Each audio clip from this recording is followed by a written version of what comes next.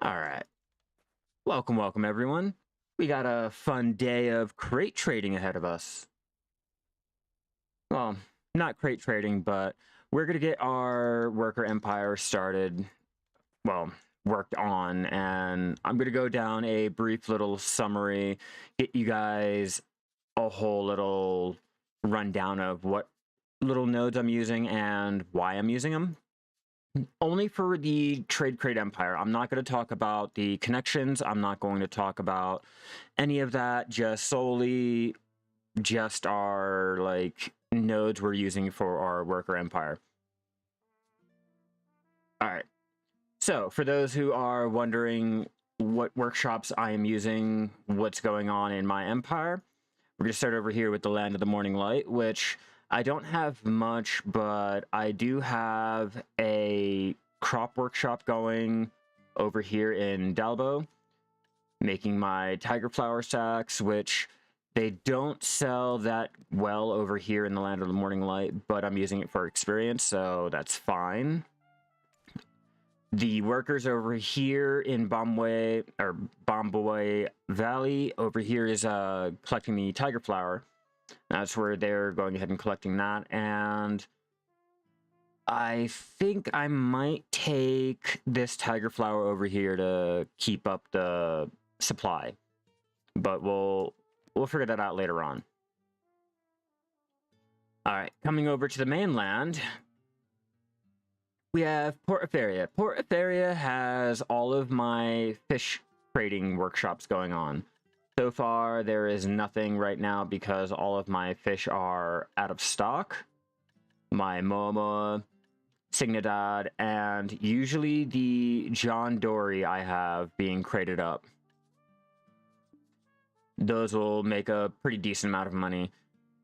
You can go ahead and take the Biza Island, Randis Island, and the Circa Island. These are the closest little fish nodes that will go ahead and get you the fish needed for your fish drying operation here, but just keep in mind, you will have to supply the fish if you guys are trying to do anything with your crate trading over here with the Port Etheria workshops, because the fishermen don't really get the fish as quickly as you would think they would. So keep that in mind. You got to supplement your fish. All right, moving down here to Trent. For Trent, I took, because I do a lot of my lumber, I took the Lumberjack's Rest for the cedar. I took Trance for the fir timber. I took Mancha for the fir timber. Breachery Runes for the birch timber. I gotta remember all of the other places that I am gathering all of my lumber at. Lumber nodes, where are ya?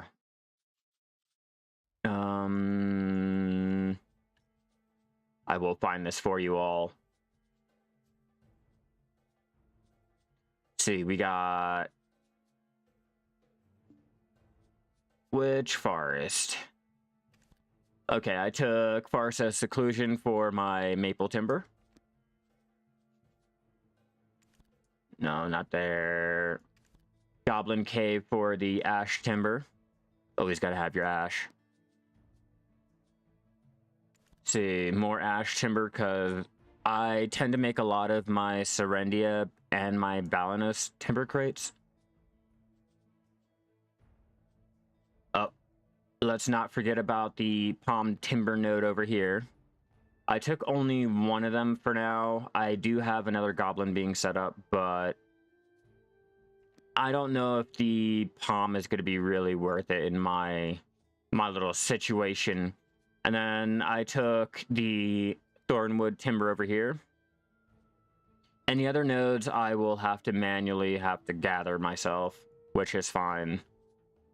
I took Windmill's Perch for the Snowfield timber. I think that's the only other ones that I have off the top of my head. Where's my cedar? Oh wait, I've already done cedar. That's all the way over here. But for Trent, I took the mud crystal because mud crystal is a nice way to make the money back.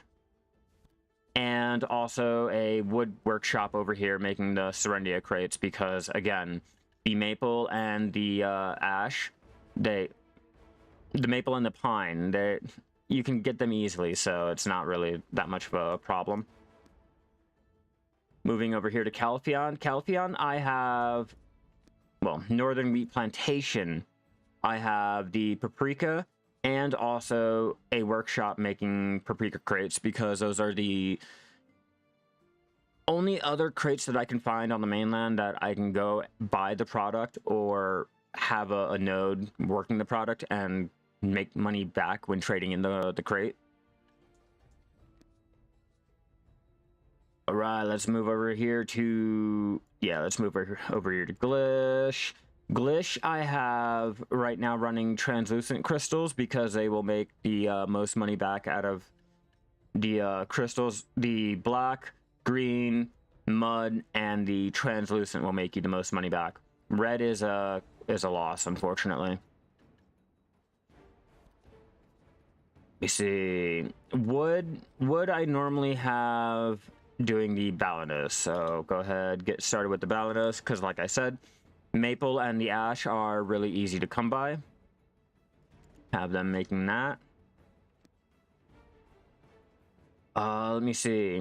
If you guys are in the need for your mud crystals can be obtained from the iron ore node here in the southern swamp. Can I take your birth control? I have lead ore over here in Glish Swamp going. For my iron, I think I only have one node for it. But I took Kepler for the Kepler quarry for the coal. I forgot Kepler. We'll have to touch on Kepler after I get done mentioning what I took over here. Yeah, Kepler quarry for the coal. I think that might be the only. Oh, I took Mary Cave for the pine timber, which is also a great place for your ghost mushrooms, which I'm pretty sure can be made into a crate too. Now over here at Kepler, I have running lead ore crates because I want the experience and I'm not really using the lead like that. I have coal bags to make a little bit of money, but mainly the experience because I can get a lot of the coal. And then usually what I would recommend is using your steel. Steel will get back the most money that you can with all of your materials. I have a chart up over here. Let me go down the other material crates that would make you guys a lot of money. Other than going for your amulets, of course. The amulets will make a ton of money minus the red. Let's see.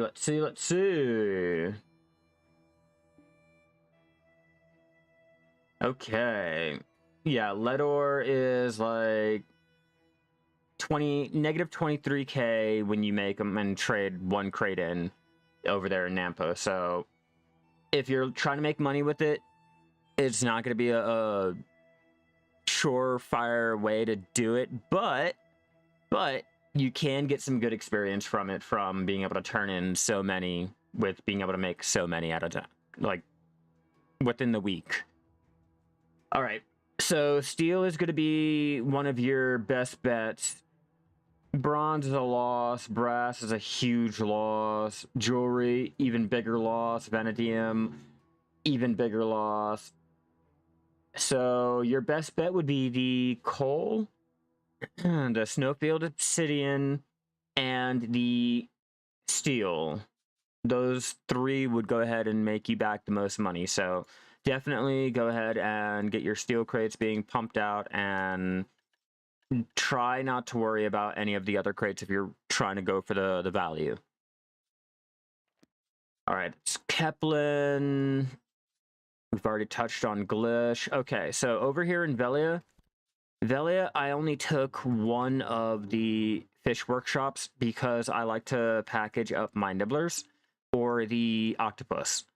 Those two, let me check the money that we can make on them, which is probably going to be like not even listed. Okay.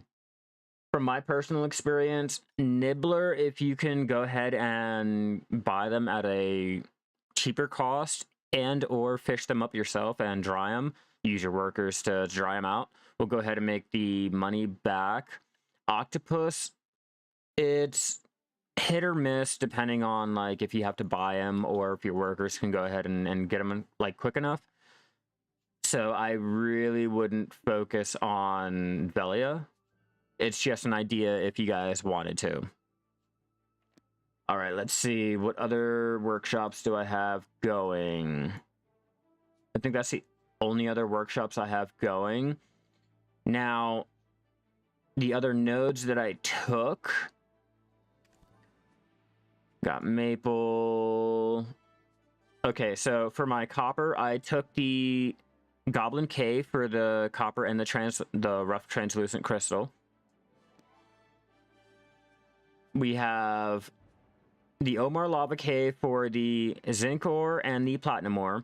I didn't feel like the coal and ruby and all that was worth it over the platinum and the zinc. Again, the abandoned iron mine, I'd take, if I had one more contribution, I would go ahead and take the bottom node for the zinc and the platinum here too. I'll have to do that. I have one more contribution I need to grab for that. Let's see.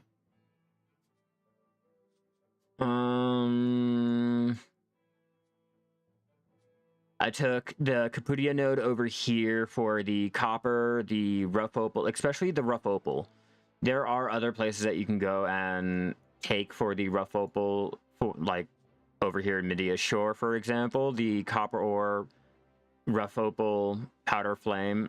It's 4 contribution to take this node, and it's only like, well, I guess it's like 4 contribution over here too, so you can choose either one. Let's see, if you guys are in the need for white cedar and the maple, you have that over here. You have acacia over here, which those are great for the Medea crates. These 2 nodes right there. All right, moving over. If you guys are in the mood for vanadium, vanadium is a great little node here in the Camacho Canyon. For Valencia, I have 4 factories going so far. I have my green crystal. Like I told you, red will make you less money, so I would avoid them. But green crystal, the black crystal, I have palm timber crates because you don't really use the palm like after, I think you're frigate. And the Medea timber crate, like I said, it is a great way to make money. And if I'm looking at the chart, it is the 4th best way to make money using the timber crates, the value timber crates, the last little ones that you can make with the plywoods.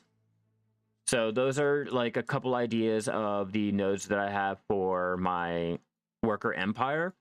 If there's any other nodes that you guys want to have me take a look at, or you guys still need a little brief overview on, let me know. I will go ahead and touch base on them. But I think that should cover most of it.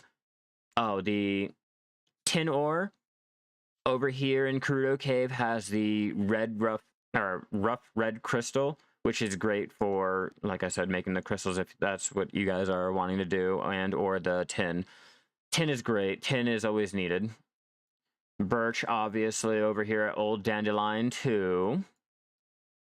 And the Rodham Outstation is another great place for your tin ore and the rough green crystal used for your green crystal amulets.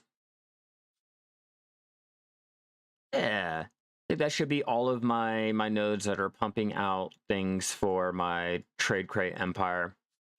All the other nodes are for other materials, for my cooking, alchemy, just getting other random things done. So if your empire doesn't look like mine, that's fine. Try to go ahead and get it set up to how it works out best for you.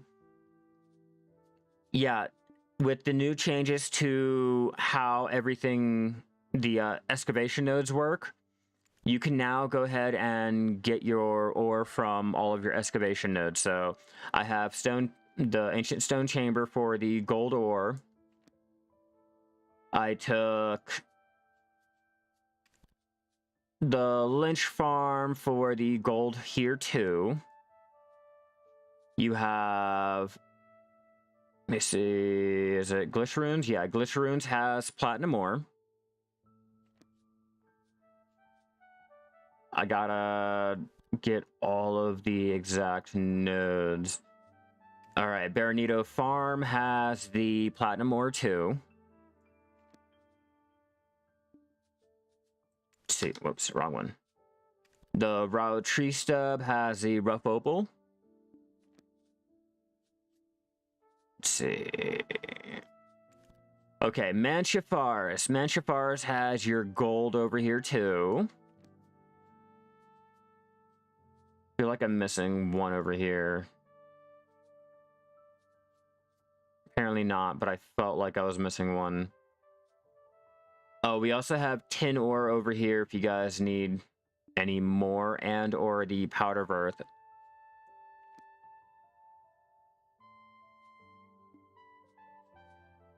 What's up, Forgotten? How you doing? See. All right, so over here at Fountain of Origin, we have Mithril that can be found now. Shuriken, we have Mithril also. I know I'm probably forgetting, there's another node over here that I don't have. The Crypt of the Resting Thoughts or whatever. There's one node over there. I think it's a Trace of Origin. Trace of Origin, and I guess it'd be Mithril. Same like with this Fountain of Origin over there. Let's see, what other nodes did I take? Other ones? Which other ones? Yeah, I think that's all the main ones over there. And then the trace nodes over here, you have Trace of Memory at Hemo Island. You have the Dokubi Forest ones that has the Trace of Ascension, Trace of Earth, Rough Translucent Crystals, the Mysterious Powders, the Crystal of Harmony, Embers of Hanjik, and the Forest Crystal over there, obviously. You guys have not been aware of the new expansion. Well, I guess kind of new expansion. Crystal of Darkness, Trace of Savagery down here at the Golden Pig Cave. And then you have the excavation node over here with the Trace of Earth. Hold on, let me help my dog up on the bed.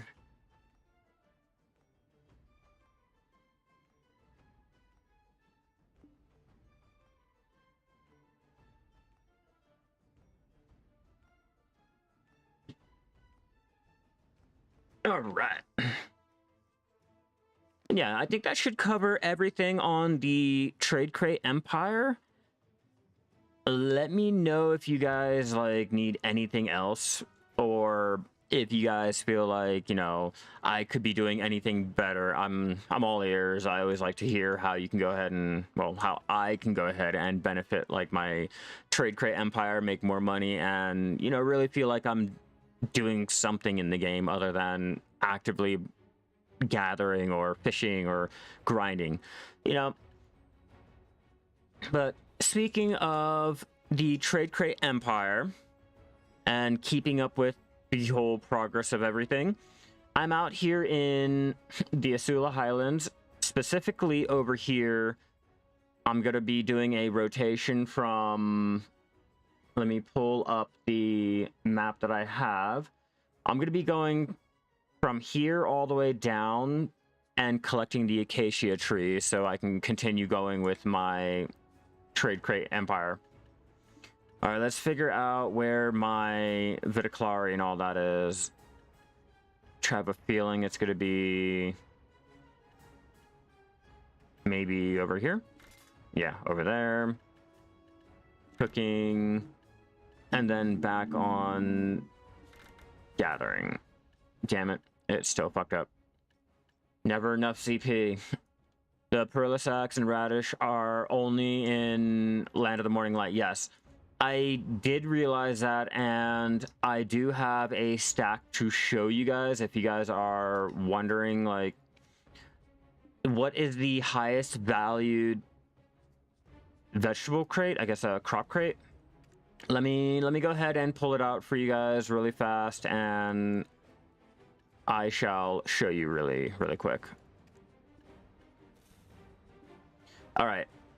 So, for anyone that is looking for the highest valued crop crate that you can possibly make, your best bet is to farm the blue grade Perla crates. Do the blue grade Perla farming in your fences. Get the crops, and the Perla can only be crated up here in Land of the Morning Light. If you guys have a workshop over here in Daldo, I have one. I will show you really quick. Just need to make sure I get the right worker. Is it Napse? Yeah, Napse. Okay, let's get his skills changed because we need a crop guy.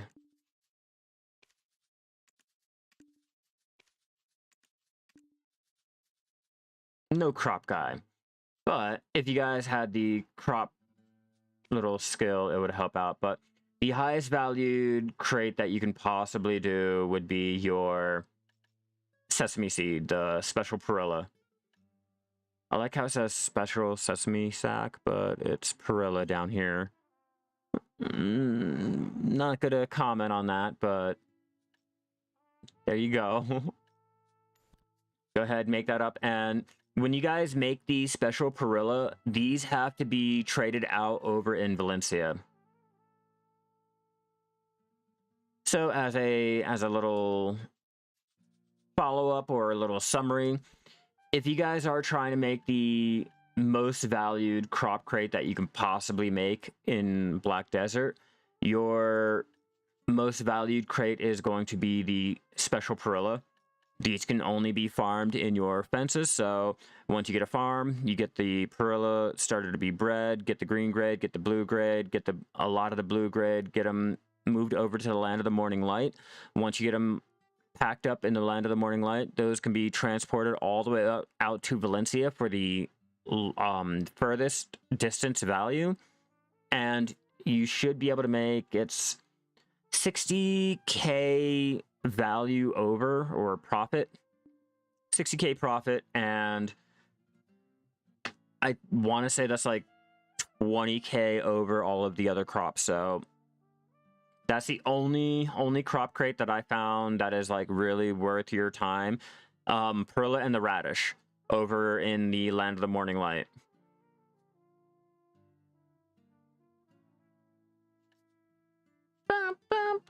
Why are you not? We need you to step up your game and go ahead and get started there. And there. That should go ahead and get my crops over in the Land of the Morning Light started. Now we can get our stupid thing.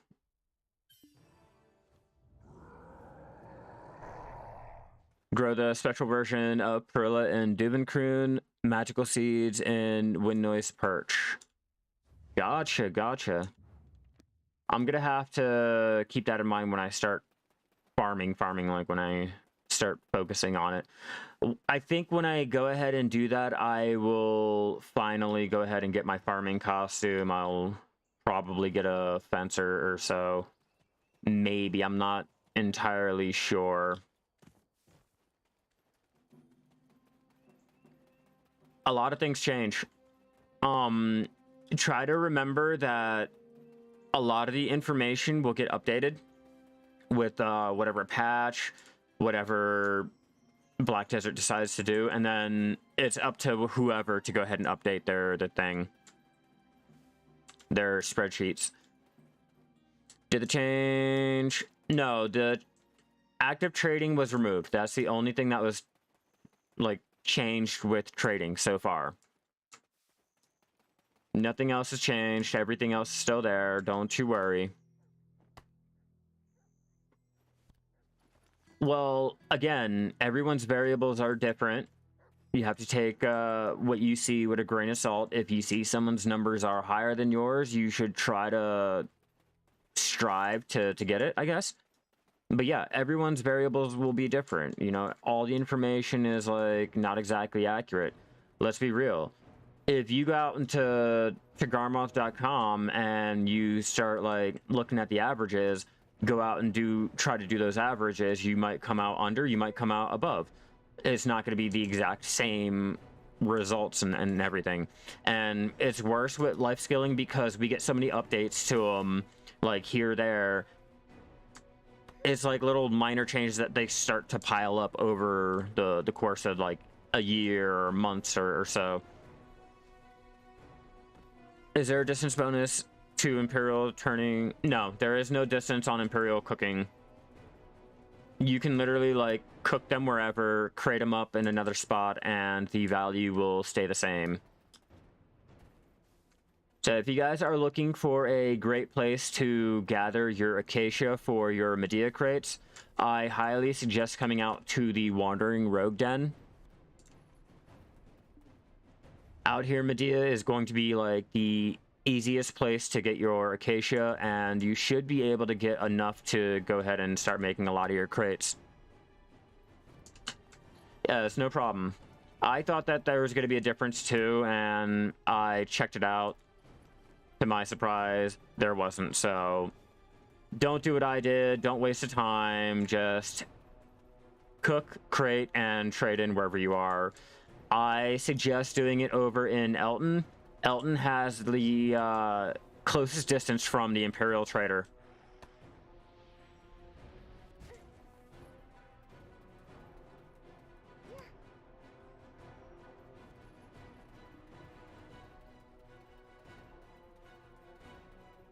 Oh, and another idea, if you guys are really wanting to do your cooking and your alchemy, like, without having to run extremely far and you guys don't have your chest, hell yeah, thank you for the subby over there on YouTube. You are fucking amazing.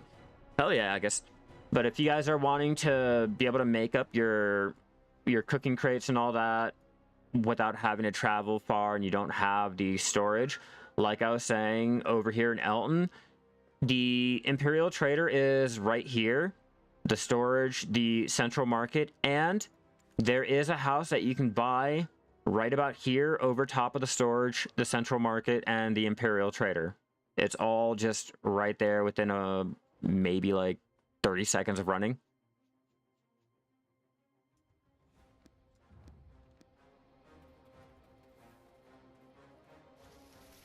Are you taking into account the update to the crops that was made twice already? And the update made to how the I want to say the last little farming update that they made with the costume and the fences.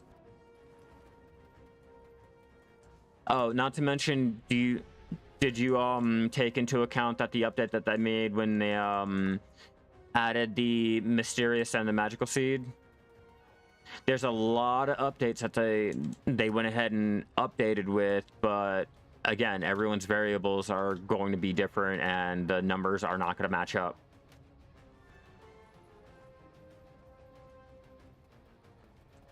Oh, I'm well aware. They have been doing a lot to the way the seeds are, the amount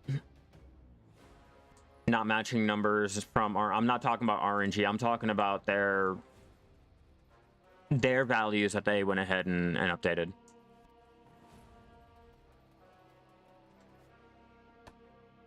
I wonder if we can find a change log on it. Well, yeah, they don't update the UI or anything. Like I just showed you, if you look at the crop crates, it still has the old crop name on the bag, but if you look on the crate, it's the actual crate. Like the worker order is the original text, but the other one is not. So it's really not uncommon for Prolibus to not give a fuck about the UI and or the tooltips, getting them correct until someone points them out. I definitely suggest posting it up on the feedback post or forum. My biggest moneymaker is Trade Crate Empire, and I want to say hunting. Those two alone will make me a shit ton of money.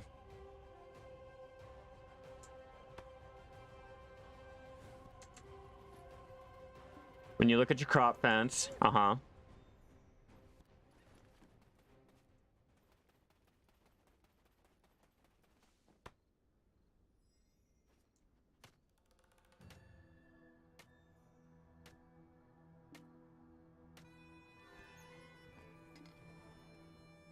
and it's not that the game is wrong, it's the info that we have from the community is wrong. Again, like I said, everyone's information is going to be wrong, especially when they update things. Like, can I get a updated crate trading little spreadsheet and everything for all of the crates?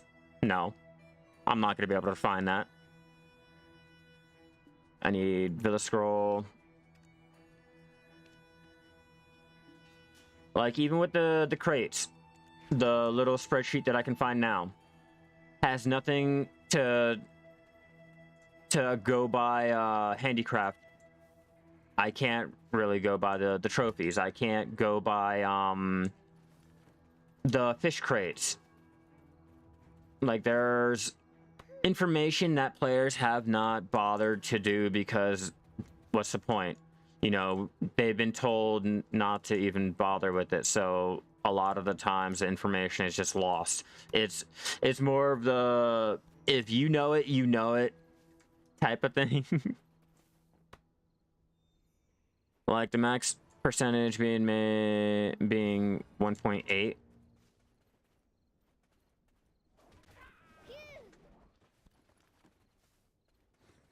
Oh yeah. More acacia.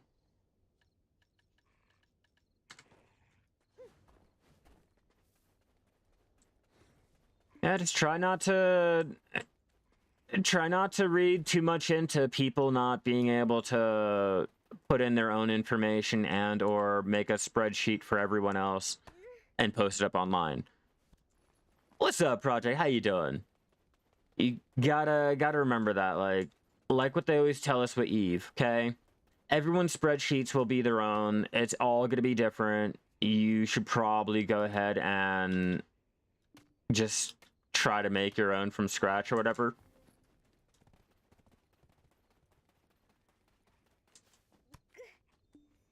Just like with my Trade Crate Empire, you know, we could have the same little nodes rented in going by a spreadsheet, but your numbers will be different than my numbers.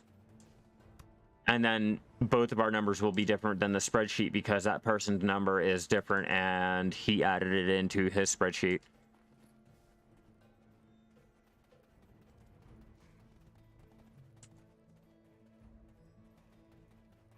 Farming, no one said farming wasn't lucrative. People will sit there and tell you you can make money with farming. It's just I personally try not to go by like spreadsheets. I try not to.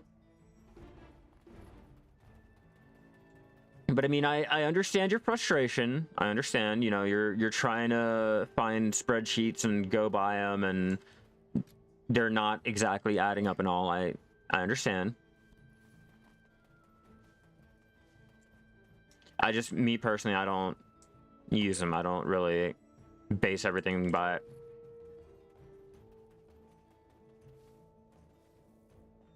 Oh, excitement. Well, there you go.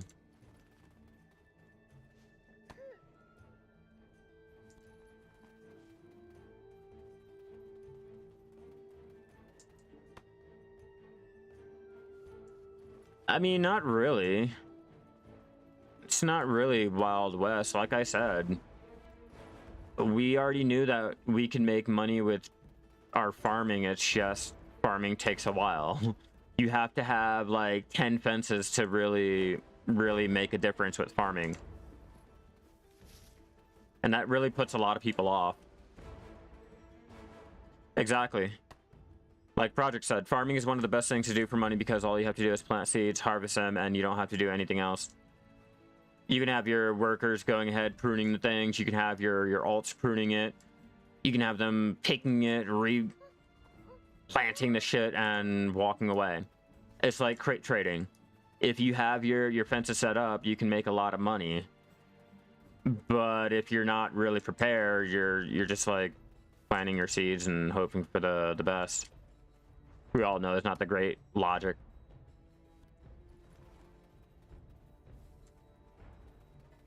Yeah, like I said, it's kind of hard to be able to do all of that because of how many like quality of life changes that they've made to farming. Like, take my Deeves Encyclopedia guide, for example, okay? I posted it up, and they came out with the trade rework, which went ahead and changed how we do the encyclopedia the first time, okay? They went ahead and did 2 more updates, like little hot fixes that changed again how we do the Deeves Encyclopedia 2 other times. So all I could do is post up an update like, hey, by the way, these were changed in the update thing and blah, blah, blah. Like, this was updated. This is in the patch notes. But people will still say, oh, your guide is wrong. It's all out of date and blah, blah, blah. Because they updated it. They've changed it. They've changed it twice over before you even have a chance to really do anything, you know? So just try to remember that. Try to remember that. They will update everything more times, blah, blah, blah.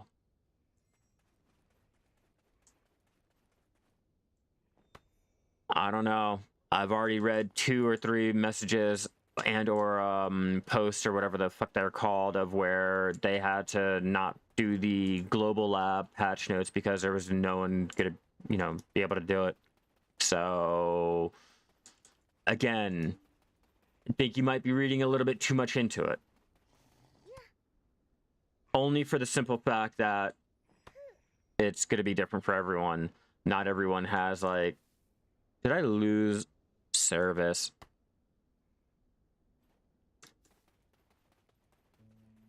No? Okay.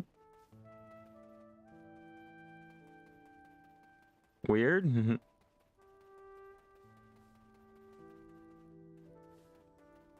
mean, I guess. Like I said, I'm... No. He's talking about actual farming, like doing it in game and all, not the fact of like, you know, global labs being posted or not being posted. I was just pointing out the fact that, you know, they don't always update things, they don't always post things, they don't always have to be on top of things, you know, they're human beings, you know. Again, so is the human error. I think you're not understanding it's the human factor, the human equation in all of this. Like, the game has their information, they've updated everything, it's a human equation that has not posted the numbers that the humans have gotten. That's where it stems in. It's all about, you know, people not updating their things to match whatever update came out.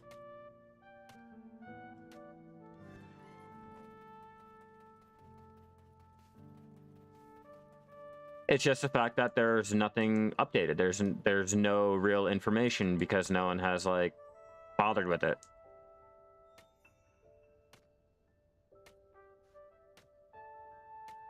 It's like with the fish crates. No one has bothered writing down any of the information. No one has bothered recording everything. So there's not even numbers to go by. Like, can you guys go ahead and tell me the profit on fish crate, any fish crate right now, like off any chart that you can find that is currently up to date right now, and let me know. Like, I can find maybe like the most I can find is your crops, your mushroom. I can't find anything on handicrafts, so if you guys enjoy doing the trophies and everything, I can't tell you if it's going to be a loss or a value or worth your time, anything like that. There's no numbers to really go by because no one has really bothered with it. No one really cares for it.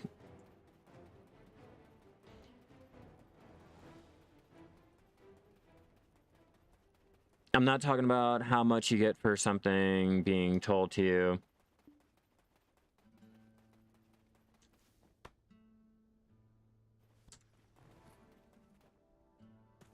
Bum, bum, bum.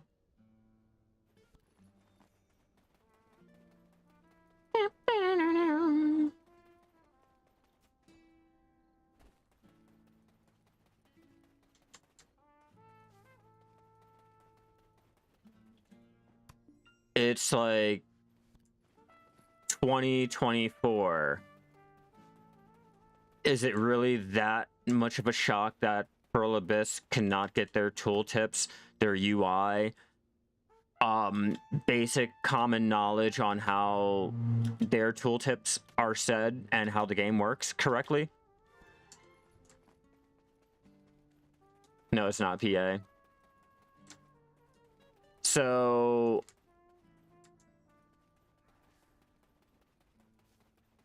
okay, so then what are you talking? If you're not talking about Pearl Abyss, you're not talking about, you know, players, then what are you talking about?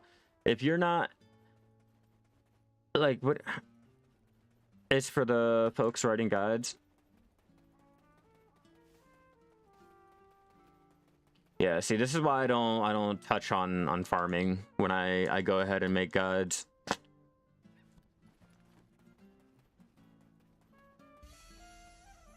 Yeah, this is exactly why I don't touch on it. What's up, Brown? And I don't think I would be touching on a farming guide. I think the most I will touch on it is go ahead, put your farm down, have fun with it. If you want to level up fast, do your dry main, and probably which crops give which. Well, I guess I can't even do that with them merging the fruits soon. So yeah, I wouldn't even touch base on it. I made one video and that was it. So I don't even do farming. Why no guide?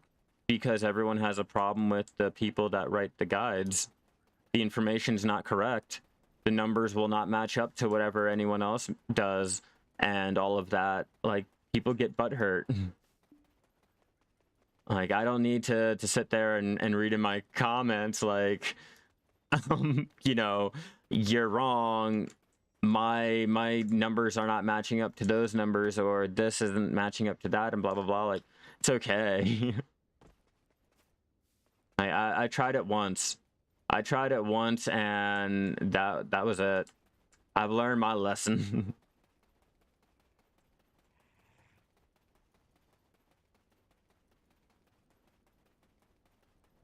That, and again, if I don't have my 10 fences, then I'm like basically teaching everything like completely wrong. It should be like, you know, your 10 fences, your farming costume, your mole pet and all that. Or you're just hurting yourself on farming.